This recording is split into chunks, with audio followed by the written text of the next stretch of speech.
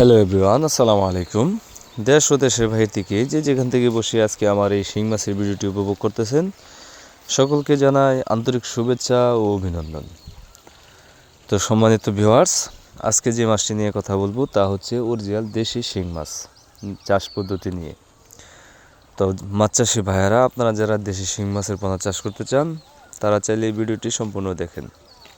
আপনারা স্ক্রিনে দেখতেই পাচ্ছেন কত সুন্দর এক সাইজের অরিজিনাল দেশি শিং মাছের পোনা। এগুলো আপনার কেজিতে 500 থেকে 600 পিস। আপনারা যারা বড় সাইজের অরিজিনাল দেশি শিং মাছের পোনা খুঁজতেছেন তারা চাইলে আমাদের স্ক্রিনে দেওয়া নাম্বারে যোগাযোগ করে বাংলাদেশের যে কোনো জায়গা থেকে এই দেশি শিং মাছের পোনাগুলো সংগ্রহ করতে পারবেন। কেননা এই দেশি শিং মাছের পোনাগুলো আমরা সমগ্র বাংলাদেশে অক্সিজেনের মাধ্যমে হোম ডেলিভারি দিয়ে থাকি।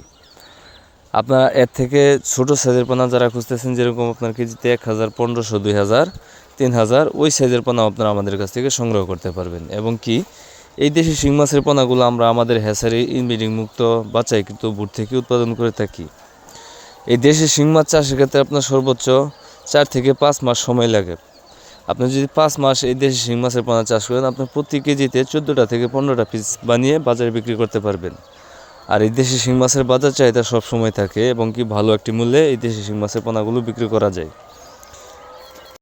এই দেশি শিং মাছের পোনাগুলো আপনি চাইলে বাংলা কার্প জাতীয়, ক্যাটফিশ জাতীয় যে কোনো মাছের সাথেও চাষ করতে পারবেন।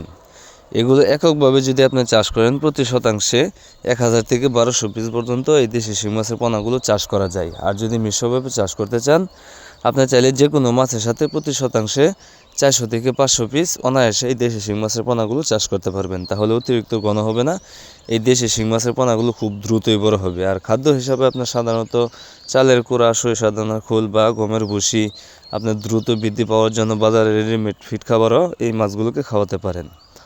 তো মাছ চাষি ভাইয়েরা, আজকে ভিডিওটি এই পর্যন্তই। এরকম আরও নতুন নতুন ভিডিও যদি আপনারা পেতে চান, অবশ্যই আমাদের চ্যানেলটি সাবস্ক্রাইব করবেন এবং কি বেল আইকনটি চাপ দিয়ে দিবেন। তো আজকের মতো এখানেই বিদায় নিচ্ছি। দেখা হবে অন্য কোনো এক ভিডিওতে। সে পর্যন্ত আপনারা ভালো থাকবেন, সুস্থ থাকবেন। আসসালামু আলাইকুম।